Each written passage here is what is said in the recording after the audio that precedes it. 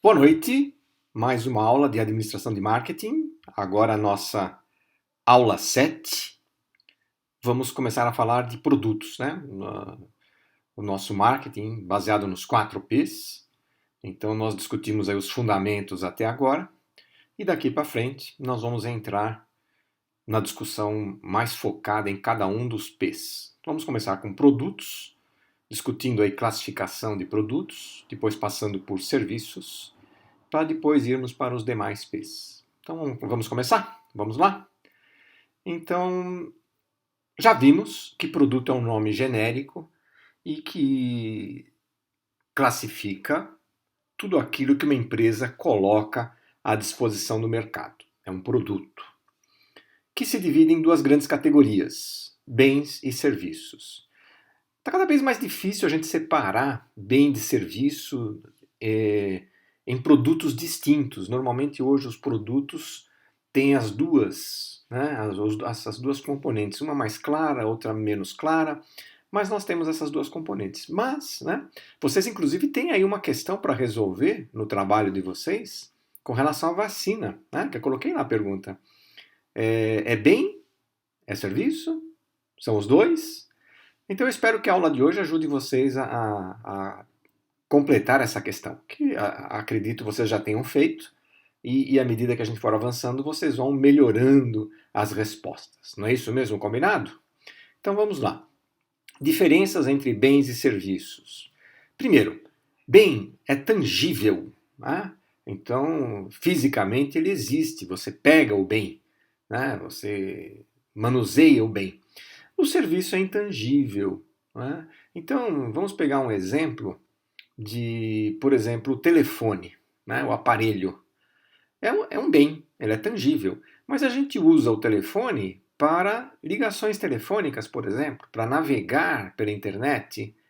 Isso é um serviço. E é intangível, a gente não segura isso, né? De alguma maneira, não tem. Então, continuando ainda, os bens são mais homogêneos. Como eles são feitos em série, e hoje, com tecnologia, com o desenvolvimento da engenharia, de produtos, de produção, os bens são parecidos, né? A mesma série, quando eu produzo de maneira igual, as diferenças são imperceptíveis. Já o serviço, ele tende a ser mais heterogêneo, né? Mesmo que a gente trabalhe com escala de produção, por exemplo, o McDonald's conseguiu muito isso quando ele produz os alimentos para venda. A produção ela é muito mais homogênea do que em outros restaurantes, por exemplo. Mas, mesmo assim, ele continua sendo um tanto quanto heterogêneo. Então, o serviço é heterogêneo. Pensem nas nossas aulas. Eu posso dar a mesma aula para duas turmas diferentes, mas as aulas, no geral, serão relativamente diferentes, heterogêneas, né? Tá bom? Bens. Produção e distribuição separados do consumo. Então, vamos pensar, por exemplo, na Coca-Cola. Então, vamos falar do envasamento da Coca-Cola. Então, o que acontece? A empresa que produz o refrigerante, né, a Coca-Cola, ele invasa o produto e estoca.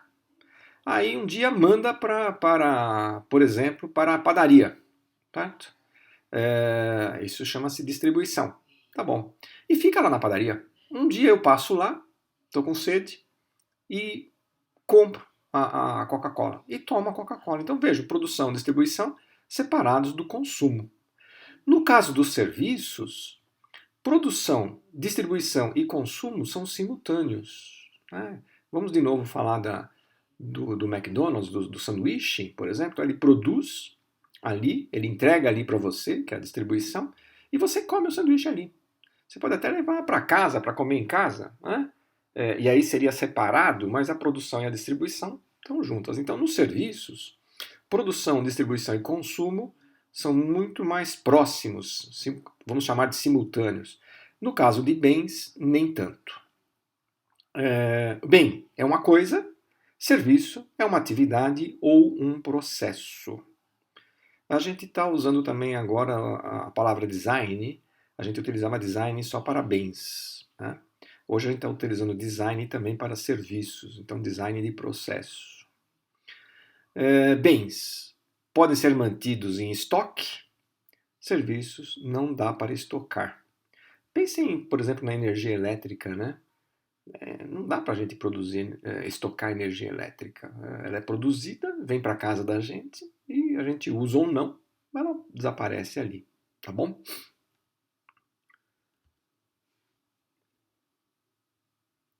Bens. No caso de bens, há uma transferência de propriedade. Então, eu compro um veículo, ele passa para mim. Eu compro um livro, ele vai para minha casa, é meu o livro. Né? Então, as compras de bens significam que transferem para você aquele bem e você vai usar o bem. No caso do serviço, não se transfere a propriedade, não é? Então, por exemplo, vamos falar da aula que eu dou para vocês. Enfim, eu dou a aula, vocês assimilam o conhecimento ou não. Tá? Mas não dá para dizer que, pelo fato de vocês terem participado da aula, vocês aprenderam tudo, assimilaram tudo e o conhecimento ficou para vocês. Não é verdade. Tá? Bens. Valor principal, produzido em fábricas. Serviços. Valor principal, produzido nas interações entre comprador e vendedor. Então, verdade. Então, eu vou ao cabeleireiro e eu explico para o cabeleireiro, olha, eu quero que corte desta maneira. Então, ele vai e corta. Vão ao manicure, olha, eu quero que faça desta maneira. Vai e faz. Então, é isso, né? Mesmo, vamos falar das aulas nossas, né? Para que haja a aula, tem que haver uma interação entre mim e vocês. Senão, não está valendo, não houve essa troca. Bom, em bens, por causa disso, os clientes normalmente não participam do processo de produção, então você produz. Tá? É verdade que eu posso, quando eu produzo sob encomenda, então eu vou pegar as especificações do cliente. Tá bom? Mas o cliente vai dar só as especificações, ele não vai ajudar a produzir. Tá bom? E no caso dos serviços, não, os clientes participam da produção do serviço. Né? Vejam que essa classificação entre bens e serviços, como eu disse no início, ela está ficando cada vez mais complicada da gente colocar em prática. Né? E eu acho que até dei um exemplo aí em sala de aula, que é a relação do software, por exemplo. Software. Hoje até que nós não temos mais o software transferido através de disquete, mas no passado nós tínhamos, tinha o CD, tinha o disquete que transferia o aplicativo, não era aplicativo naquela época, chamava-se software, para o micro nosso. Então, mas hoje, vamos lá pegar um aplicativo, ele é bem ou é serviço?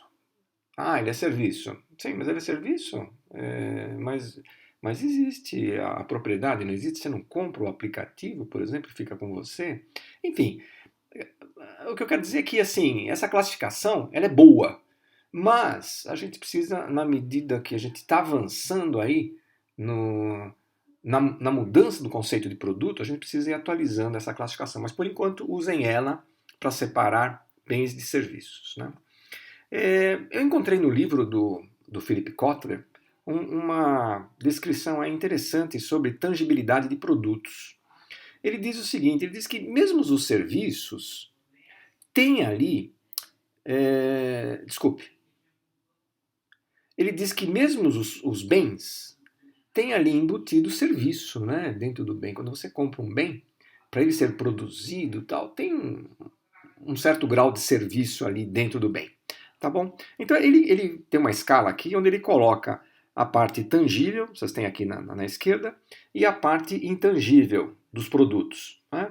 Então, numa ponta, a parte tangível maior do que a intangível, portanto, mais bens e menos serviços, e do outro lado, a parte intangível maior e a parte tangível menor, ou seja, mais serviços e menos bens na composição do que é vendido. Então nós temos aqui de um lado o que ele chama de produto relativamente puro, mais tangível, né? E serviço relativamente puro, mais intangível. Mas veja que não totalmente tangível e não totalmente intangível. E no meio, o que ele vai chamar de produto híbrido, onde teremos metade, praticamente metade, né, nessa escala, de tangibilidade de um lado e do outro. Né? No caso dos produtos relativamente puros, ele coloca os bens industrializados, onde o serviço está na produção, e não no bem que a gente recebe, mas na transformação, lá na produção. E do lado de serviço relativamente puro, ele coloca a própria educação como sendo um serviço e tendo muito pouco de tangibilidade ali dentro do serviço. Tá bom? E como intermediário, o fast food, onde nós temos a prestação de serviço, que é a produção da comida, mas o que é entregue para o cliente é em formato de bem, que é a comida, para ele se alimentar. Tá? Intermediários, nós temos carros particulares e transporte aéreo. Okay? Quando você fala, mas transporte aéreo tem sim, a aeronave, por exemplo, eu preciso da aeronave, eu preciso dos bancos para sentar. E a reclamação grande hoje com relação ao transporte aéreo é a distância entre os bancos, né, entre as cadeiras, que pessoas muito altas não ficam confortavelmente colocadas ali e reclamam muito, e com razão. E aí, então, ele tirei isto do livro dele, né, os exemplos. Então, bens tangíveis, sabão e sal. Ele diz que assim, é bem puro. Né?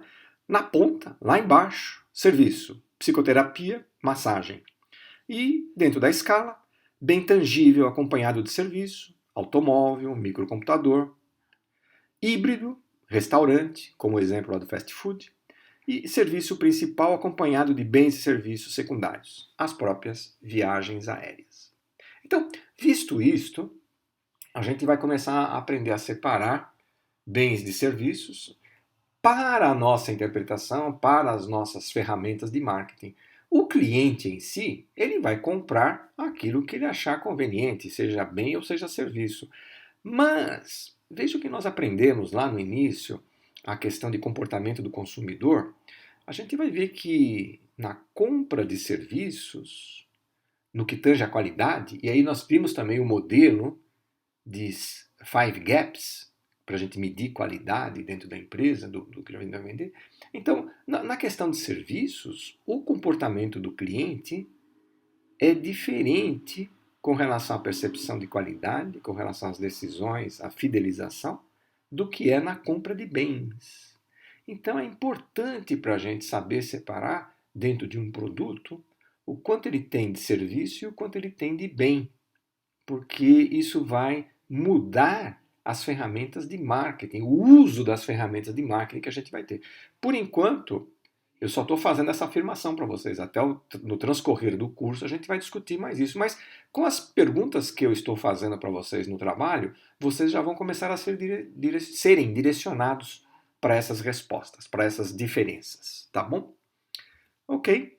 Então vamos lá. Vamos falar aqui brevemente de uma classificação de produtos para ajudar a fazer, quando eu faço um plano de marketing, quando eu faço, enfim, um relatório de desempenho dos nossos produtos no mercado, é preciso saber diferenciar as características do meu produto, o que ele tem de componentes. Então vamos lá, nós temos algumas classificações diferentes aqui com relação a várias maneiras de se olhar o produto, tá bom? Então, vamos começar aqui pela classificação básica. Então, assim, primeiro, nós podemos definir um produto como sendo básico, genérico e ampliado.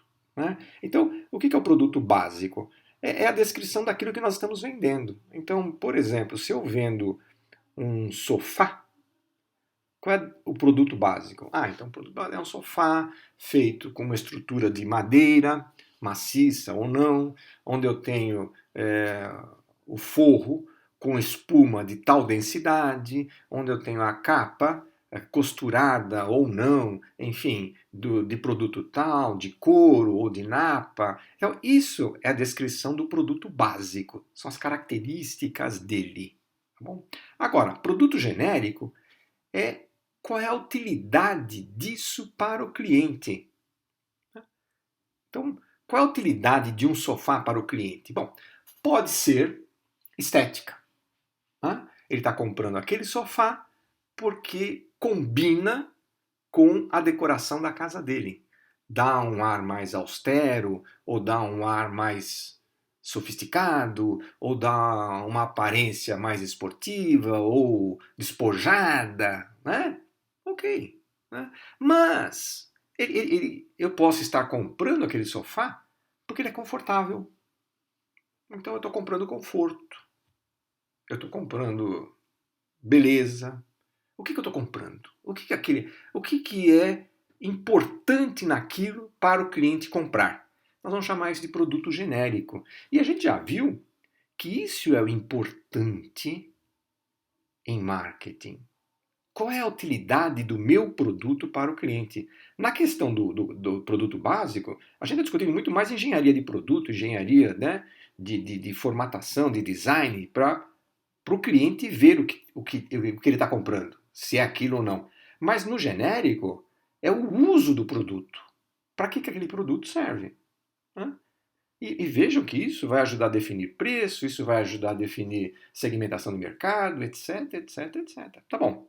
E produto ampliado? Produto ampliado é quando eu coloco mais alguma coisa no produto.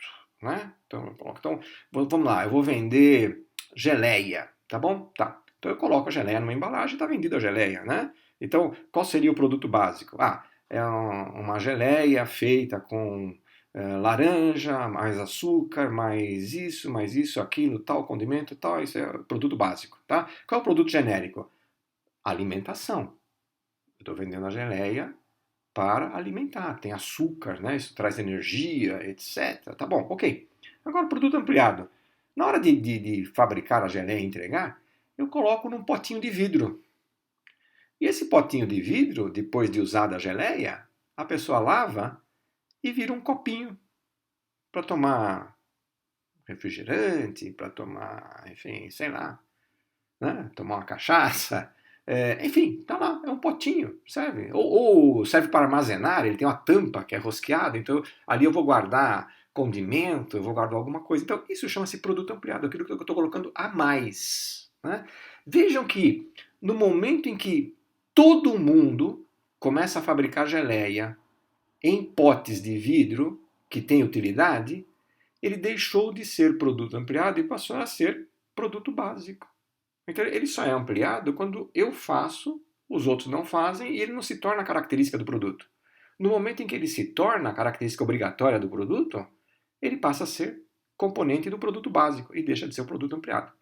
Agora, é interessante eu sempre estar buscando ampliar isso no meu produto, que é para torná-lo mais atraente e diferenciado no mercado. Fazer alguma mudança, fazer algum complemento no meu produto para que ele tenha uma utilidade a mais para o cliente.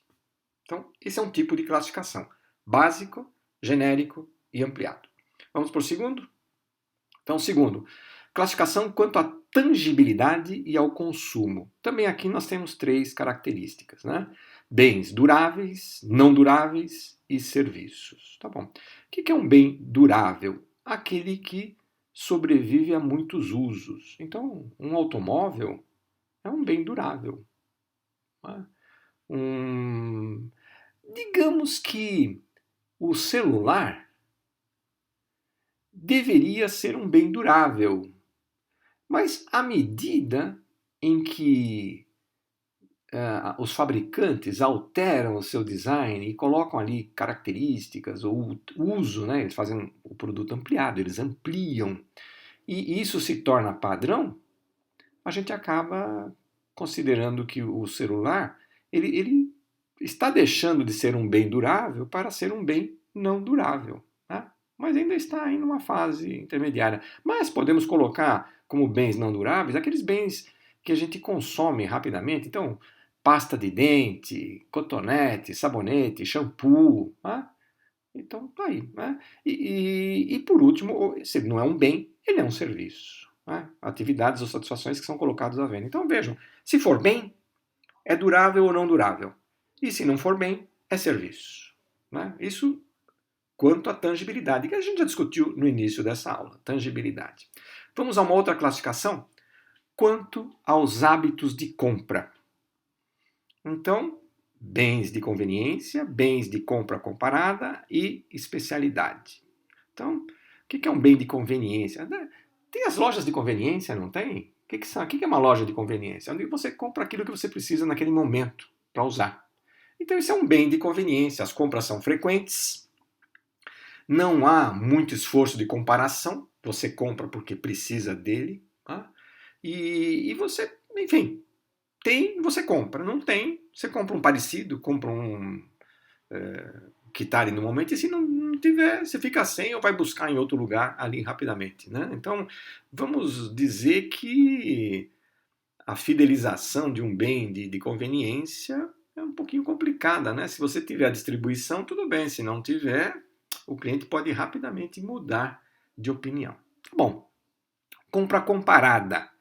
O consumidor compara a conveniência, qualidade, preço e estilo.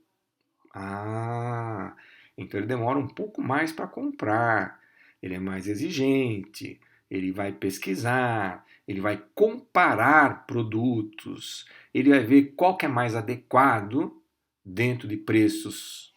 Então a relação custo-benefício é importante nisso. Tá?